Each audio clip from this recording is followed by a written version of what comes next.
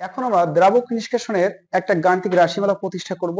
তারপর একটা সমস্যার সমাধানের মাধ্যমে আমরা দেখব যে এখান থেকে কিভাবে প্রশ্নগুলো এসেছিল আর সেগুলো কিভাবে সমাধান করতে হয়।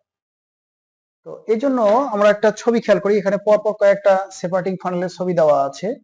তো আমরা ধরে নিচ্ছি এই জায়গাটা একটু, প্রথমটা একটু মনোযোগ সহকারে শুনবে, কারণ প্রথমটা যদি বুঝতে পারো তাহলে পরেরগুলো জাস্ট একই কাজ বারবার করা হবে, এরকমটা আর কি। তো মনে করি যে এখানে আমাদের এই লেভেলের নিচে একটা মিশ্রণ ছিল, সেইখানে নিশ্চয়ই তাহলে একটা দ্রব ছিল এবং একটা দ্রাবকও ছিল বটে, আর এই দুইটা মিলেই মূলত এই মিশ্রণ বা দ্রবণটা হয়েছে। তো এই যে এখানে যে দ্রবণটা আছে, আমরা ধরে নিই যে এই দ্রবণটার আয়তন হচ্ছে সে ভি নট, ঠিক আছে। তো এখানে দ্রাবক যাই হোক না কেন, ওই দ্রাবকের মধ্যে দ্রব যোগ করার ফলে যে দ্রবণটা হয়েছে তার আয়তনটা আমরা ধরলাম ভি নট। ভালো কথা। এখন এই যে এখানে যে দ্রবটা, এই দ্রবটাকে আমরা ধরে নিচ্ছি যে এর পরিমাণটা হচ্ছে প্রথম অবস্থায় ডব্লিউ নট। তো মনে করি যে ভি নট মিলিলিটার আয়তনের একটা দ্রবণের মধ্যে ডব্লিউ নট গ্রাম পরিমাণ দ্রব আছে। তাহলে এই অবস্থায় এই দ্রবটার যে ঘনমাত্রা, সেটাকে যদি আমরা এভাবে লিখি, আমরা লিখতে পারবো যে আমরা বিএস করে লিখছিলাম, কারণ এটা আমাদের বিফোর সলভেন্ট। আমরা বলেছিলাম যে দ্রবটা যে দ্রাবকের মধ্যে আগ থেকে উপস্থিত থাকে সেটাকে বলা হচ্ছে বিফোর সলভেন্ট। তো বিফোর সলভেন্টের দ্রবটার দ্রাব্যতা বা ঘনত্ব, এটাকে আমরা লিখতে পারবো উপরে হচ্ছে আমাদের ডব্লিউ নট আর নিচে হচ্ছে আমাদের ভি নট।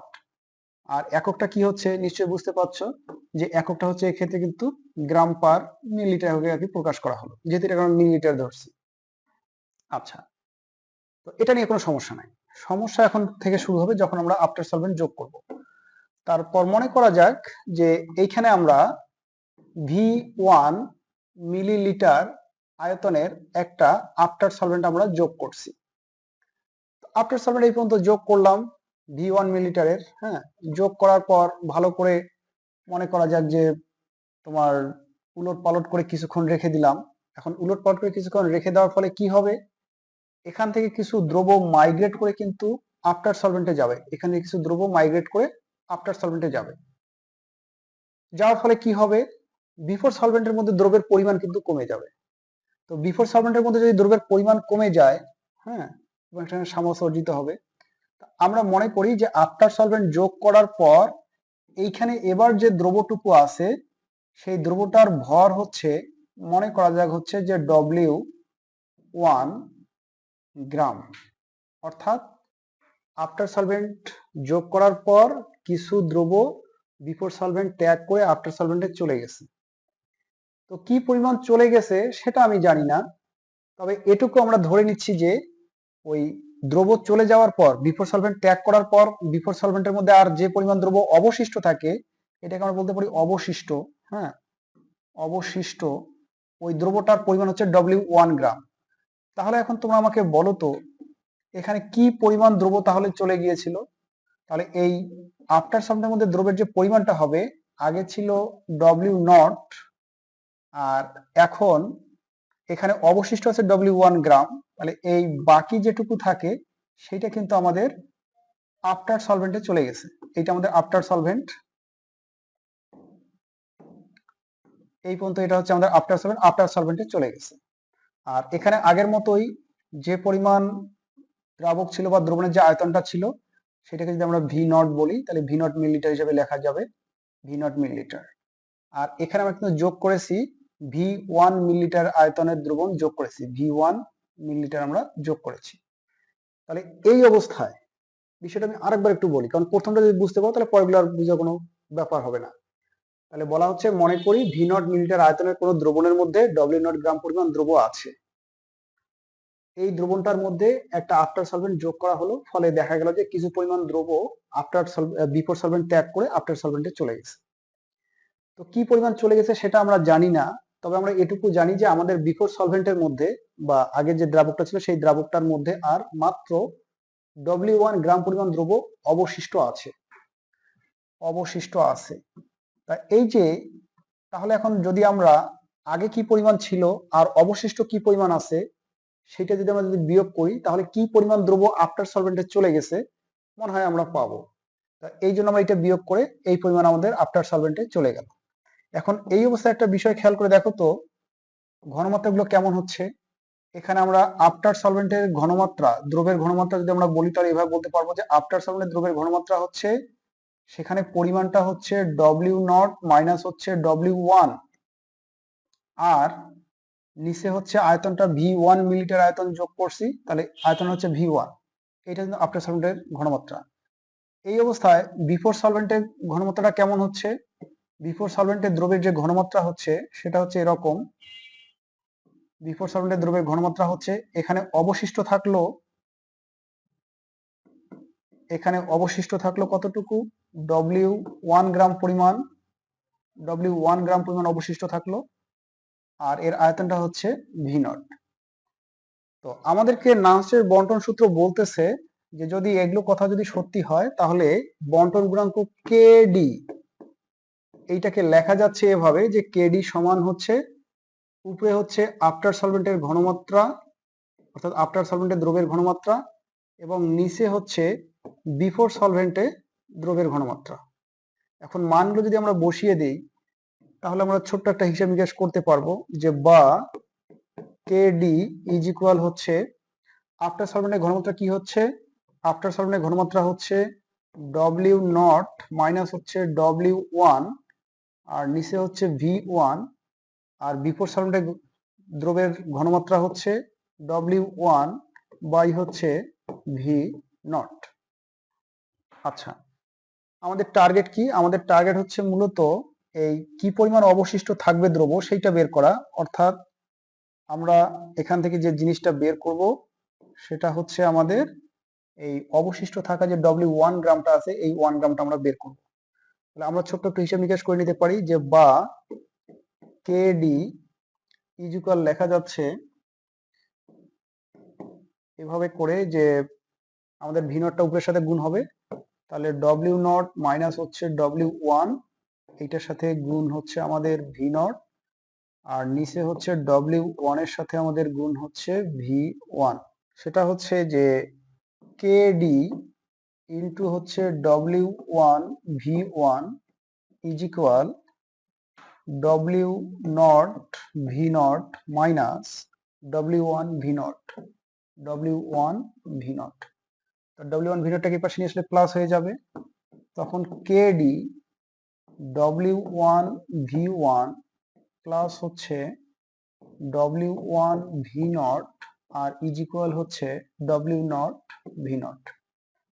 বা আমরা বলতে পারবো যে W1 ইজ ইকুয়াল হচ্ছে W0, হ্যাঁ, W0 আর ইন্টু হচ্ছে কি W0 এখানে ছিল আর এখানে তাহলে V0 থাকছে, আর এখানে যদি আমরা W1 কমন নিতাম তাহলে কেডি V1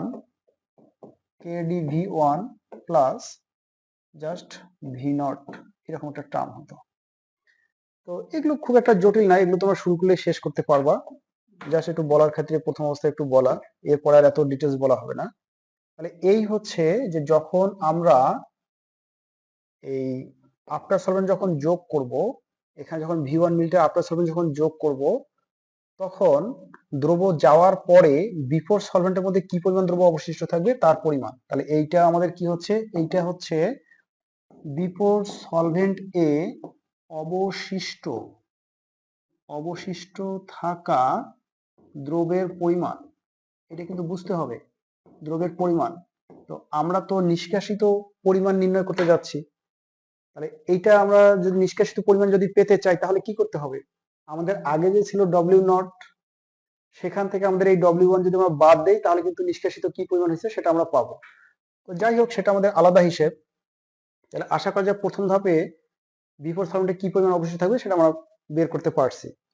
এখন আমরা আবার এই ঘটনাটা একটু দেখি। তো মনে করা যাক এই যে এবার যে W1 গ্রাম যে অবশিষ্ট থাকতেছে, হ্যাঁ, সেইটাকে আমি মনে করো যে এইটাতে এই পাত্রটাতে নিলাম, যে এখানে এখন আমার অবশিষ্ট থাকতেছে W1 গ্রাম, আর এই অবস্থায় দ্রবণটার আমার আয়তন তো যথারীতি হচ্ছে V0 মিলিলিটার। এখন এইখানে আমার মনে করো যে আমি এটাকে ব্যবহার করব না আর কি, আফটার সলভেন্ট আমি যোগ করলাম। এখন আফটার সলভেন্ট যখন আমি যোগ করব তখন নিশ্চয়ই কিছু দ্রব্য আবার আমার এই বিফোর সলভেন্ট ত্যাগ করে আফটার সলভেন্টে যাবে এবং একটা সামঞ্জস্য অর্জন করবে। তো আমি যদি মনে করি এমনটা যে এখান থেকে কি পরিমাণ দ্রব্য, হ্যাঁ এই দ্রব্য যে আগে যে ছিল W1 গ্রাম, তার মধ্যে কি পরিমাণ দ্রব্য গেছে আমি সেটা জানি না, তবে এখন আমি বলতেছি যে এইখানে আমার আর অবশিষ্ট দ্রব্য, এইখানে অবশিষ্ট দ্রব্য মনে করা যাক হচ্ছে আমার W2, দ্বিতীয় ধাপের জন্য আমি W2 ধরলাম। তাহলে এখানে আমার কি পরিমাণ চলে গেছে, এখানে তাহলে স্বাভাবিকভাবে এখন দ্রব্য চলে গেছে, আগে ছিল W1 আর এখন অবশিষ্ট আছে W2, তাহলে W1 থেকে W2 বাদ দিলে এটা কিন্তু আমাদের আফটার সলভেন্টে থাকা, আফটার সলভেন্ট এ দ্রব্য, এটা হচ্ছে এটা, আর এটা হচ্ছে আমাদের বিফোর সলভেন্টে, তাই না? এটা আমাদের মূলত বিফোর সলভেন্টে অবশিষ্ট থাকা দ্রব্য, বিফোর সলভেন্ট এ অবশিষ্ট দ্রব্য হচ্ছে W2। আর যথারীতি এখানে আয়তনগুলো কেমন হচ্ছে, আয়তনগুলো হচ্ছে এখানকার আয়তনটা হচ্ছে আমাদের V0 মিলিলিটার, আর এখানে আমরা যোগ করেছি V1 মিলিলিটার।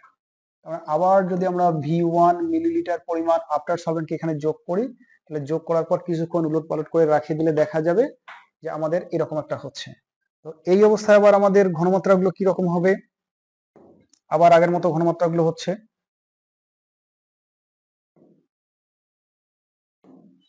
তাহলে এখানে আমরা যোগ করার পর যে ঘনমাত্রাগুলো পাচ্ছি সেটাকে আমরা এইভাবে প্রকাশ করতে পারি।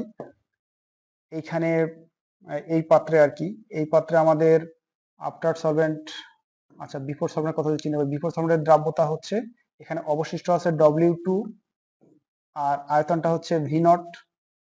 আর যদি আমরা আফটার সলভেন্টের যদি ঘনমাত্রা চিন্তা করি তাহলে কত হবে, এখানে দ্রব্য হচ্ছে W1 minus W2 R by হচ্ছে W2, আয়তন হচ্ছে V1 মিলিটার, তাহলে দ্রব্যের পরিমাণ বাই হচ্ছে আয়তন, এটা হচ্ছে তার ঘনমাত্রা।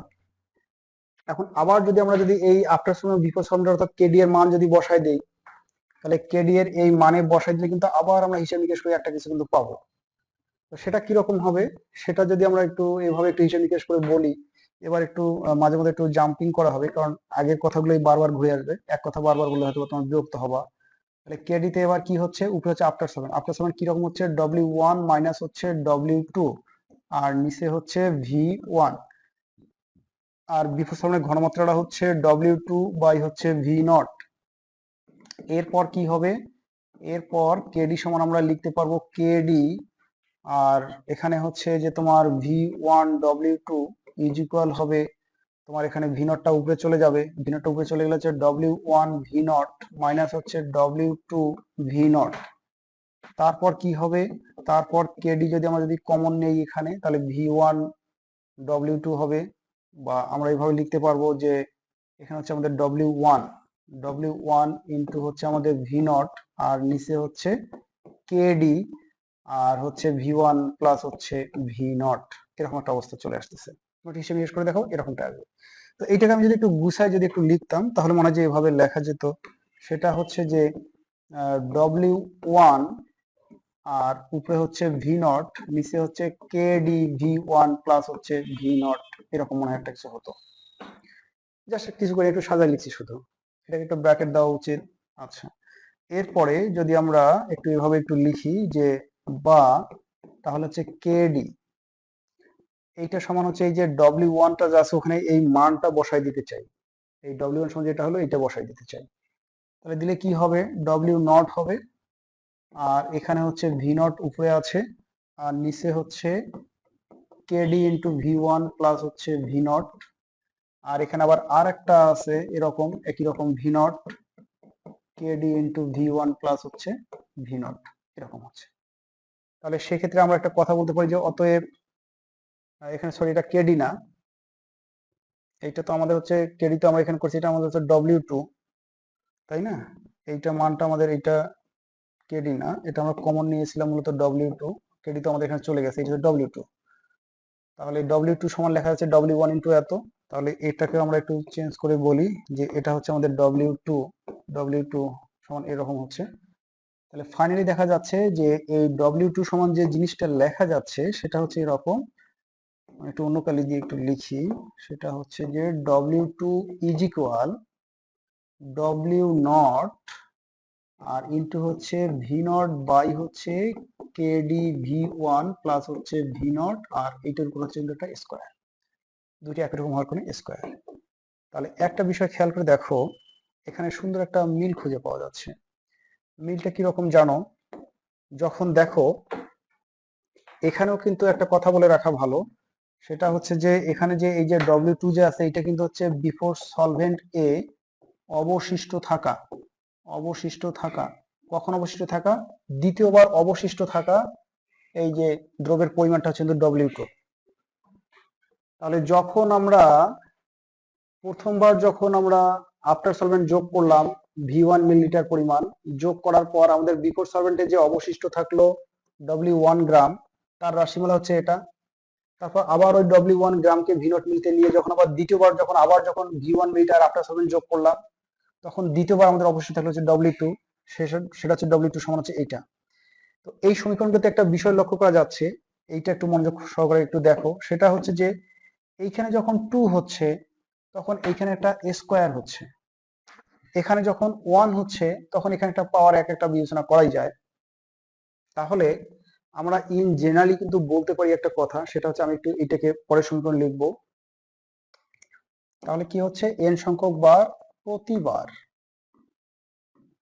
প্রতিবার V1 মিলি করে আফটার সলভেন্ট যোগ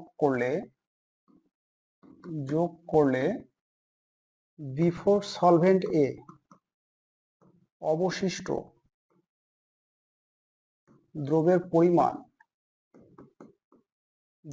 পরিমাণ এটা যদি মনে করা যায় WN হয়, তাহলে আমরা ওই আগের এই সমীকরণটাকে ফলো করে লিখতে পারবো, একের জন্য 1, এটার উপর পাওয়ার n, 2 এর জন্য 2, তাহলে n এর জন্য কি রকম হবে, যে WN ইজ ইকুয়াল হচ্ছে এখানে W0 আর উপরে হচ্ছে V0, নিচে হচ্ছে KD ইন্টু হচ্ছে V1 প্লাস হচ্ছে V0, আর এই জিনিসটার উপরে পাওয়ার হচ্ছে কিন্তু n। কেন? কারণ এখানে আমরা n সংখ্যক বার করছি। তাহলে এইটা একটা আমাদের একটা রাশিমালা, এটাকে আমরা নাম দিলাম যে আমাদের 1 নম্বর। এতক্ষণ পর আর একটা বিষয় খেয়াল করে দেখো, এখন যদি আমরা যে পরিমাণ দ্রব্য যোগ করব, আমরা এখানে কি করছি, n সংখ্যক বার যোগ করছি প্রতিবার V1 মিলিলিটার করে, তাহলে এটার পরিমাণ কত হয় দেখো তো, V1 প্লাস V1 দুইবার যোগ করলে হয় 2V1, আবার V1 plus V1 plus V1 তিনবার যোগ করলে হয় 3V1। তাহলে আমি যদি এরকম করি যে V1 plus V1 plus V1 plus dot dot dot dot, মনে করা যে n সংখ্যক বার, তাহলে আমার মোট পরিমাণটা কত হবে, তাহলে NV1 পরিমাণ হবে। তাহলে আমি এখানে কিন্তু NV1 পরিমাণ দ্রাবক যোগ করেছি, আফটার সলভেন্ট আমি যোগ করেছি, তবে আমি পুরা NV1টা একবারে দেই নাই, n সংখ্যক বার দিছি, প্রতিবার আমি V1 মিলি করে যোগ করছি। কিন্তু আমি যদি এই NV1 যেটা আছে এটা আমি পুরোটাই যদি একবারে দিয়ে দিতে চাই, তখন আমার রাশিমালাটা কেমন হবে? ওই অবস্থায় আমার অবশিষ্ট থাকা বিফোর সলভেন্টে, আচ্ছা,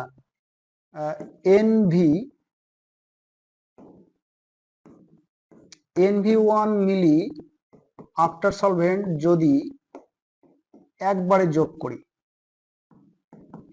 যদি যোগ করা হয়, যোগ করলে বিফোর সলভেন্টে অবশিষ্ট দ্রবের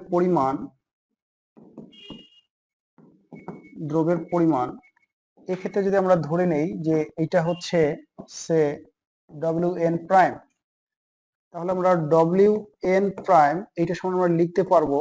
একটা বিষয় খেয়াল করে দেখো, আমরা আগেরটাতে একটু দেখি, আমরা V1 মিলি যখন যোগ করেছিলাম তখন আমাদের KD এর সাথে শুধু V1 এসেছিল, আমরা V1 যোগ না করে এখানে যদি আমরা NV1 যদি যোগ করি, তাহলে KD এর সাথে জাস্ট NV1 আসবে, আর সমীকরণটা এরকমটাই হবে। তার মানে আমাদের এবার হচ্ছে WN প্রাইম সমান হচ্ছে W0 ইন্টু হচ্ছে V0, আর নিচে হচ্ছে KD ইন্টু NV1 প্লাস হচ্ছে V0, কারণ NV1টা আমি এবার যোগ করছি, এটা জাস্ট একটা হচ্ছে ব্র্যাকেট, এটা হচ্ছে আমাদের সমীকরণ নম্বর হচ্ছে 2। তাহলে এই যে 1 নম্বর এবং 2 নম্বর সমীকরণটা যে আছে, এদের আগে ব্যবহার বিধিটা আগে বুঝতে হবে। বলা হচ্ছে যে যখন n সংখ্যক বার আফটার সলভেন্ট যোগ করা হবে প্রতিবার V1 মিলি করে, তখন বিফোর সলভেন্টের যে অবশিষ্ট থাকবে, এটা কিন্তু অবশিষ্ট থাকা পরিমাণ, সেটা যদি WN হয় তাহলে WN কে এভাবে লেখা যাবে, এখানে n থাকলে পাওয়ার n হয়। কিন্তু ওই যে আমরা n সংখ্যক বার যে V1 মিলি করে যোগ করতেছি, তাহলে আমাদের টোটাল NV1 পরিমাণ যোগ করা হচ্ছে, এই টোটালটাই আমি যদি একবারে যদি যোগ করি, n সংখ্যক বার যোগ করে না করে যদি একবারে যদি যোগ করে ফেলি, তখন বিফোর সলভেন্টে অবশিষ্ট থাকা দ্রব্যের পরিমাণটা হচ্ছে WN প্রাইম, এবং এটাকে এভাবে করে লেখা যাচ্ছে। এখন গাণিতিকভাবে বা লজিক্যালি কিন্তু একটা বিষয় দেখানো যায়, সেটা হচ্ছে যে WN prime is greater than WN হয়। তার মানে হচ্ছে যে এই কথাটা যদি আমি বাংলায় বলি তাহলে এভাবে বলা যায় যে আমরা যে পরিমাণ আফটার সলভেন্ট যোগ করব, ঠিক আছে, সেইটা যদি আমরা একবারে যোগ না করে যদি কয়েকটা ভাগে ভাগ করে যদি যোগ করি, তাহলে বেশি পরিমাণ দ্রব্য নিষ্কাশিত হয়। কেন? কারণ এখানে যে এটা আছে এটা কিন্তু হচ্ছে অবশিষ্ট পরিমাণ, এটা হচ্ছে অবশিষ্ট পরিমাণ। এখন অবশিষ্ট পরিমাণ যত বেশি হবে, নিষ্কাশিত পরিমাণ তত কম হবে। মানে যত পরিমাণ বিফোর সলভেন্টে অবশিষ্ট থাকবে, তখন বোঝা যাবে আফটার সলভেন্টে তত কম গেছে, মানে কম নিষ্কাশিত হয়েছে, নিষ্কাশিত পরিমাণ তত কম হবে। নিষ্কাশিত পরিমাণ তত কি হবে? কম হবে। তো যেহেতু WN prime is greater than WN, আর WN প্রাইমটা কি ছিল? NV1 একবারে, একবারে। আর WNটা কি ছিল? WNটা ছিল n সংখ্যক বার, n সংখ্যক বার প্রতিবার V1 মিলি করে। তাহলে NV1 মিলি যদি আমরা একবারে যোগ করি, তাহলে আমাদের অবশিষ্ট পরিমাণটা বেশি থাকে, মানে বেশি করে অবশিষ্ট থাকে, মানে কম পরিমাণে নিষ্কাশিত হয়। আর এইটাকে যদি আমরা n সংখ্যক বার ভাগ করে যদি ব্যবহার করি, এই NV1 মিলিয়ে যোগ করব, তবে একবারে যোগ না করে কয়েকটা ভাগে ভাগ করে যদি যোগ করি, তখন দেখা যাবে যে এবার আমার অবশিষ্ট পরিমাণটা কম থাকবে, এবার অবশিষ্ট পরিমাণটা কম হবে, এই পরিমাণটা এবার কম হবে। ফলে নিষ্কাশিত পরিমাণটা কেমন হবে? নিষ্কাশিত পরিমাণটা কিন্তু তখন কিন্তু বেশি হবে। তো এইটা কি বিষয়টা মাথায় রাখতে হবে যে যদি আমরা যে পরিমাণ দ্রাবক আফটার সলভেন্ট আমরা যে পরিমাণ যোগ করব, সেটা যদি আমরা একবারে যোগ না করে কয়েকটা ভাগে ভাগ করে যদি আমরা যদি যোগ করি, তাহলে বেশি পরিমাণ দ্রব্যকে আমরা নিষ্কাশিত করতে পারি, বা বিফোর সলভেন্টে কম পরিমাণে দ্রব্য উপস্থিত থাকে। এখন কথা হচ্ছে যে এই সমীকরণটা থেকে আমি কিভাবে বুঝবো যে আমার WN prime is greater than হচ্ছে WN? এইটা একটু বুঝো, আপাতত আমরা লজিক্যালি বুঝি, তারপর আমরা ম্যাথমেটিক্যালি বিষয়টা দেখব। সেটা হচ্ছে যে আমরা যদি বলি তাহলে স্পষ্ট বোঝা যাচ্ছে যে এই যে জায়গাটুকু যে আছে, এই জায়গাটুকুর মধ্যে দেখো উপরেরটা হচ্ছে আমাদের লব, আর নিচেটা হচ্ছে হর।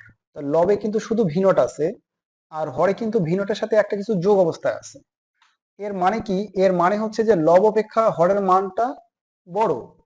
এখন হরের মান যদি বড় হয়, যোগ অবস্থা যেতে, তাহলে হরের মান যদি বড় হয়, তাহলে এই ভগ্নাংশের মানটা নিশ্চিত করে তাহলে বলা যায় যে এটা একের চেয়ে কম হবে, মানে 0. মানে প্রকৃত ভগ্নাংশ হবে। এখন যদি প্রকৃত ভগ্নাংশ হয়, অর্থাৎ দশমিকের পরে যদি কিছু থাকে, তাহলে এর উপর আমরা যত বেশি পাওয়ার দিব এই মান তত কিন্তু ছোট হবে। ঠিক আছে, 2 পাওয়ার দিলে যেমন মনে করা যায় 0.01 হয়, আবার এখানে 0.1 এর উপর যদি মনে তুমি যে 3 পাওয়ার দাও, তাহলে তখন কত হবে? 0.001 হবে। তো যেহেতু এইটা একটা প্রকৃত ভগ্নাংশ, তাই এর উপর যতই আমরা পাওয়ার তুলব ততই তার মানটা কমে যায়। কিন্তু এখানে কিন্তু একটা বিষয় খেয়াল করে দেখো, এ কথা ঠিক যে যদি আমরা এইটুকু জায়গার তুলনা করি, যে এইটুকু জায়গার চেয়ে এই জায়গাটুকু কিন্তু আরো বেশি কিন্তু ছোট। তবে এখানে যেহেতু পাওয়ার দেওয়া আছে আর এখানে যেহেতু পাওয়ার দেওয়া নাই, তাই এই পাওয়ার দিলে ফাইনালি কিন্তু দেখা যাবে যে এই মানটাই ছোট হবে, অর্থাৎ WN এর মানটা তোমার ছোট হবে। W1 ছোট হওয়ার মানে হচ্ছে যে অবশিষ্ট পরিমাণ কম হবে, অবশিষ্ট পরিমাণ কম হবে। আর অবশিষ্ট পরিমাণ কম হওয়ার অর্থ হচ্ছে বেশি পরিমাণে দ্রব্য কিন্তু নিষ্কাশিত হবে। তা এই যে এই মানটা যে ছোট, এটা আমরা গাণিতিকভাবে একটু প্রমাণ করব। একটা প্রশ্ন এসেছিল বরিশাল বোর্ড 2019 সালে, আমরা সেই প্রশ্নটা একটু সলভ করে বিষয়টা একটু দেখার চেষ্টা করি। তো প্রশ্নটা ছিল এরকম,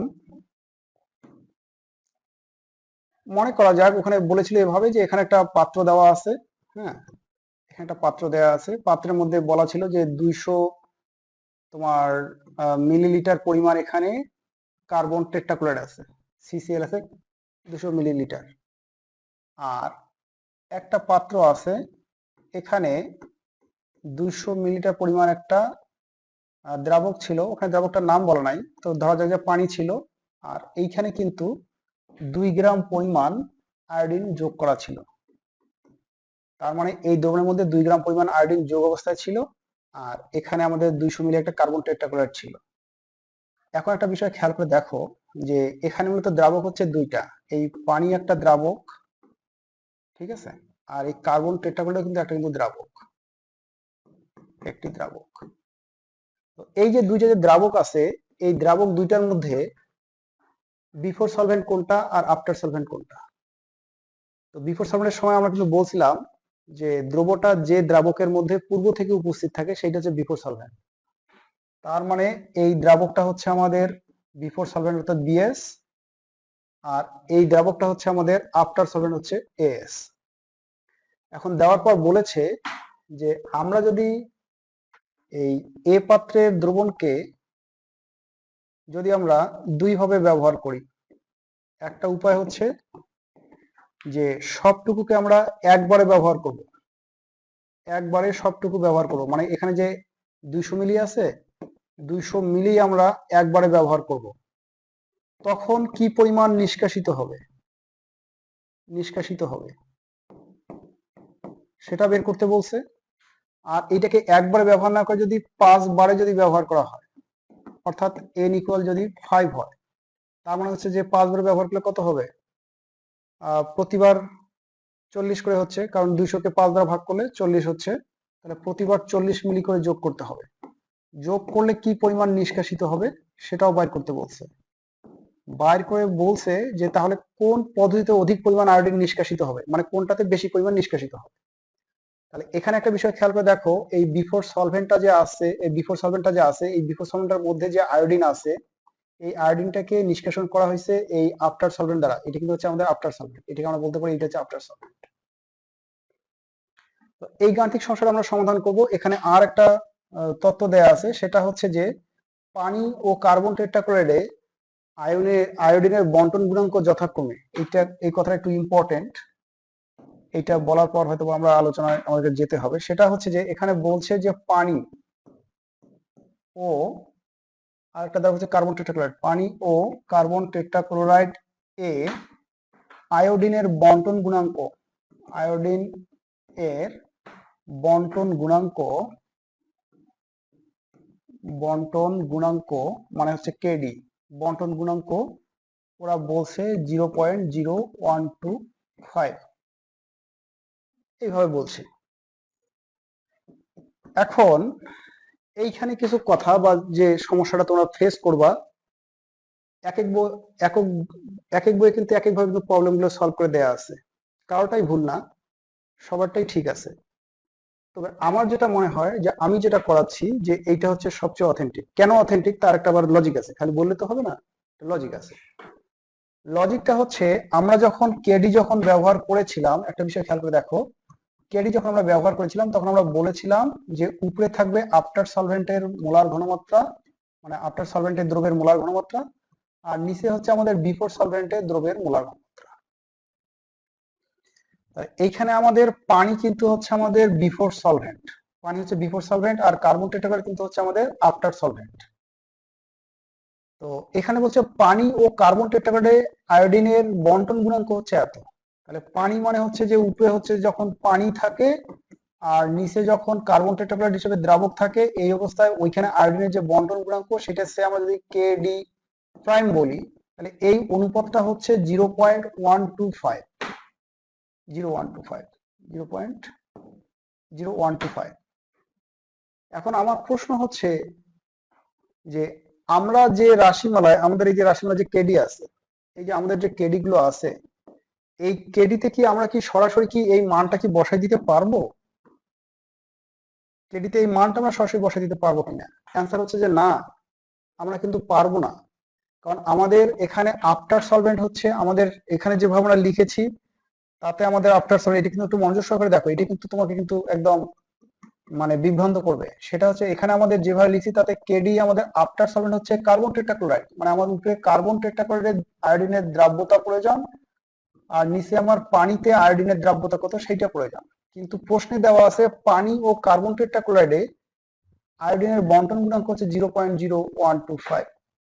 তাহলে এই কেডি এর এই মানটা উপরে আগে যেহেতু পানি তারপর কার্বন টেট্রাক্লোরাইড, তার মানে পানি এবং কার্বন টেট্রাক্লোরাইড, উপরে পানি তারপর কার্বন টেট্রাক্লোরাইড, এই অনুপাতটা দেওয়া আছে।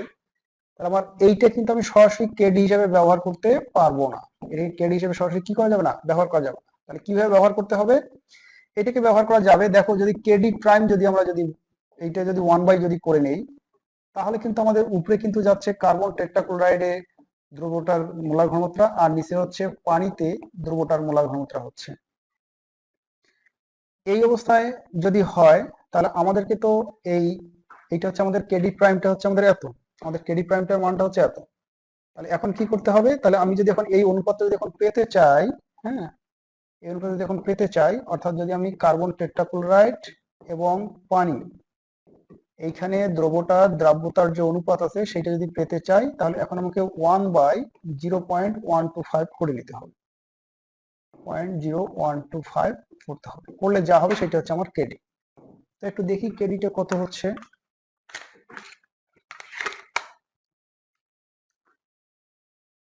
1 ভাগ হচ্ছে 0.0125, দ্যাট ইজ হচ্ছে 80, এটা হচ্ছে 80।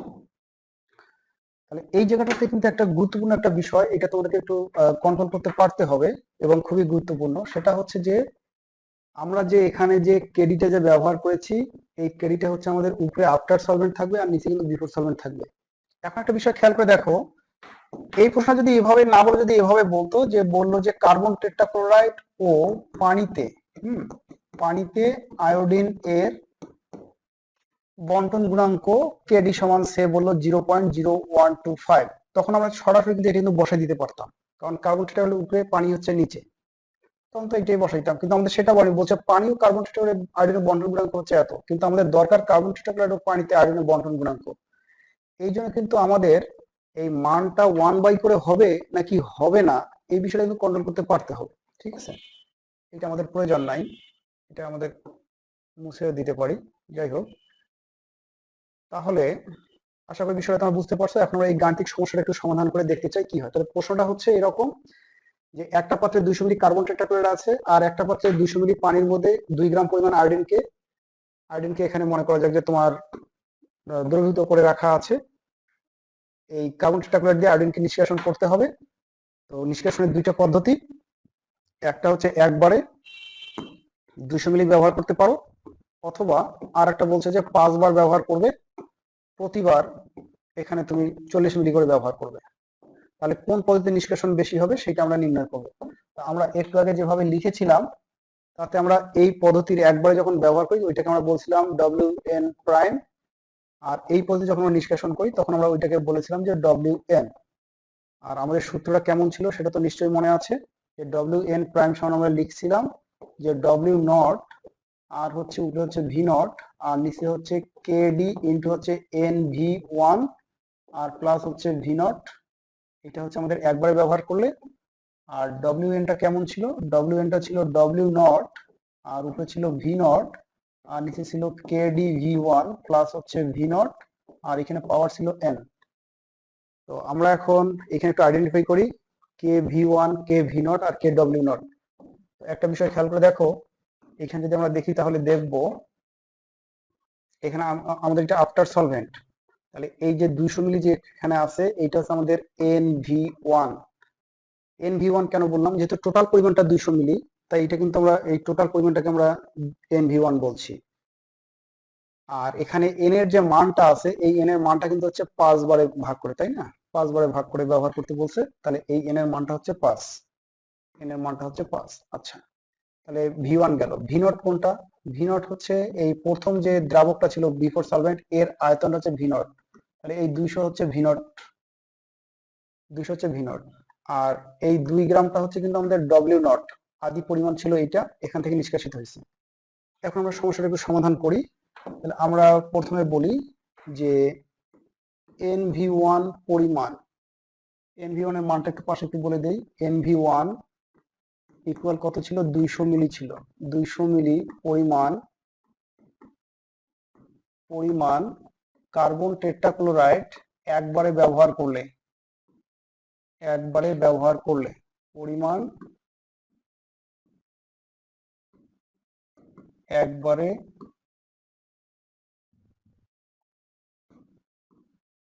ব্যবহার করলে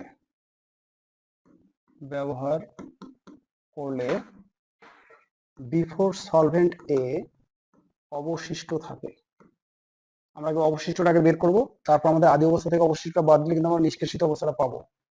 অবশিষ্ট থাকে, কি পরিমাণ অবশিষ্ট থাকে সেটা হচ্ছে যে W N prime is equal হচ্ছে, আমাদের সূত্রটা হচ্ছে যে ভি নট, হ্যাঁ, আর এখানে একটা ডব্লিউ নট আছে, এটার জন্য একটা স্পেস রেডি করি, ডব্লিউ নট, আর এখানে ছিল কেডি ইন্টু হচ্ছে এন ভি ওয়ান প্লাস হচ্ছে ভি নট, এরকমটা ছিল।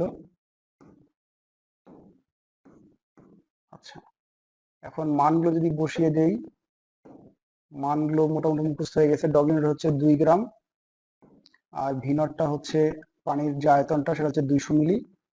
কেডি এর মানটা আমরা দেখলাম 80, 0.125 না, কিন্তু প্রশ্নে দেখা আছে পানি ও কার্বন টেট্রাক্লোরাইডে আয়োডিনের বন্টন গুণাঙ্ক হচ্ছে 0.0125। তো আমাদের ওটা প্রয়োজন নাই, আমাদের প্রয়োজন হচ্ছে উপরে আফটার সলভেন্ট থাকবে, পরে বিফোর সলভেন্ট থাকবে, এই অবস্থায় ঘনমাত্রাটা হচ্ছে যেটা, সেটা হচ্ছে আমাদের প্রয়োজন। অর্থাৎ আমাদের হচ্ছে 80, তাহলে আমাদের কেডি হচ্ছে 80।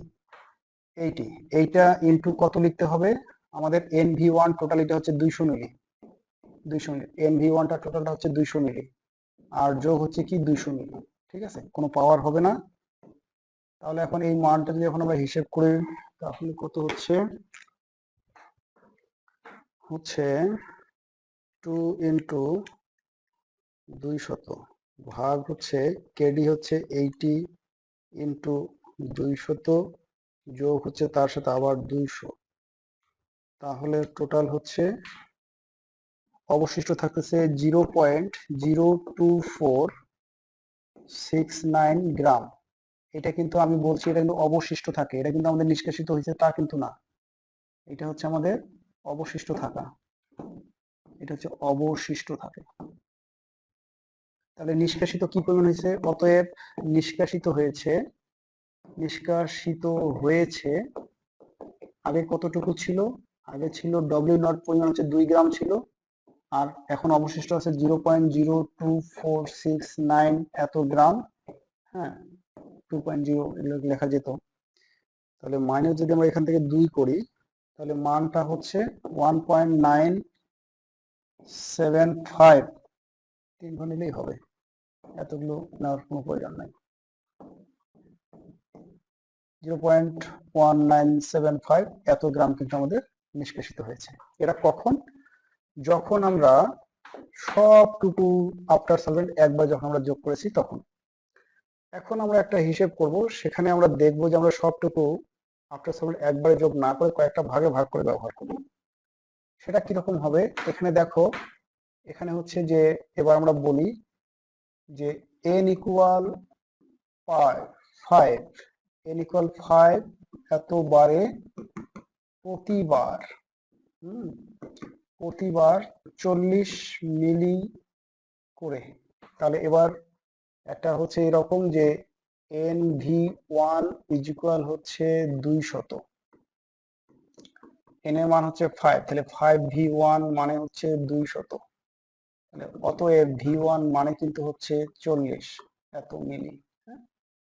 তাহলে এন ইকুয়াল 5 বারে মানে 5 বার প্রতিবার 40 মিলি করে যোগ করলে বিফোর সলভেন্টে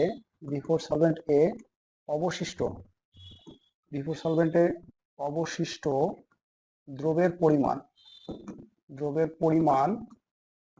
এটা মূলত আমাদের প্রাইম ছিল, প্রাইম দেওয়া আছে। এবার ডব্লিউ এন এইটা সমান আমরা লিখেছিলাম যে ডব্লিউ নট এটা বাইরে থাকে, আর এইখানে হয় যেটা সেটা হচ্ছে যে ভি নট, আর কেডি ইন্টু হচ্ছে only V one plus V naught, আর এটার উপর পাওয়ার যায় হচ্ছে যেহেতু এখানে এন, তাই এখানে হচ্ছে এন। তো এন ইকুয়াল 5, তাহলে 5 বার যখন আমরা যোগ করবো তখন আমাদের যেটা হবে সেটা হচ্ছে যে ডব্লিউ নটের মান হচ্ছে 2, আর এর সাথে আমাদের কি হতো, ভি নটের মান হচ্ছে 200, পানির আয়তনটা 200 মিলি, কেডি এর মান হচ্ছে 80, আর ভি ওয়ান এর মান হচ্ছে কিন্তু 40, ভি ওয়ান হচ্ছে 40, অনলি 40, আর প্লাস হচ্ছে ভি নট হচ্ছে আবার 200। তবে এইটার উপর আবার কি হবে, n ইকুয়াল 5 মানে হচ্ছে একটা পাস পাওয়ার হবে।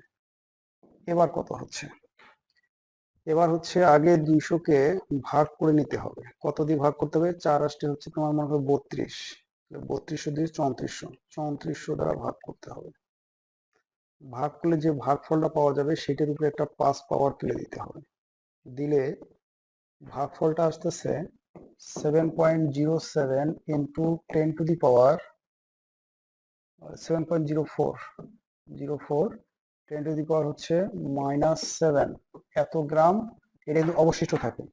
তাহলে এখন আমরা বলতে পারি যে অতএব নিষ্কাশিত হয়, অতএব নিষ্কাশিত হয়, নিষ্কাশিত হয় কি পরিমাণ নিষ্কাশিত হবে, সেটা হচ্ছে আগে ছিল 2 গ্রাম আর এবার এখান থেকে অবশিষ্ট আছে 7.04 ইন্টু 10 টু দি পাওয়ার -7 গ্রাম, এত গ্রাম। তাহলে নিষ্কাশিত হচ্ছে -2.0 সমান হচ্ছে 1.999 সবই 9, এত 9 গ্রাম। তাহলে একটা বিষয় খেয়াল করে দেখো, এখানে আমরা দুইটা মান পেলাম। তার মধ্যে একটা হচ্ছে যে যখন আমরা এই সবটুকু দ্রাবক মানে আফটার সলভেন্ট একবারে যখন আমরা ব্যবহার করলাম তখন নিষ্কাশিত হচ্ছে 1.975 গ্রাম পরিমাণ। হ্যাঁ, কিন্তু যখন আমরা এই 200 মিলিকে একবারে ব্যবহার না করে যখন আমরা 5 বারে যখন আমরা ভাগ করে যখন ব্যবহার করলাম তখন কিন্তু আমাদের নিষ্কাশিত হচ্ছে 1.99 গ্রাম। তো স্বাভাবিকভাবেই দেখা যাচ্ছে যে এখানে WN প্রাইমের চেয়ে WN এর মানটা কিন্তু বেশি। তার মানে হচ্ছে যে যেটুকু আফটার সলভেন্ট আমরা যোগ করব সেটা পুরোটাই একবারে যোগ না করে যদি কয়েকটা ভাগে ভাগ করে নিয়ে যদি যোগ করি তাহলে বেশি পরিমাণ নিষ্কাশিত হয়। তো বুঝতে পারছো? Thank you very much.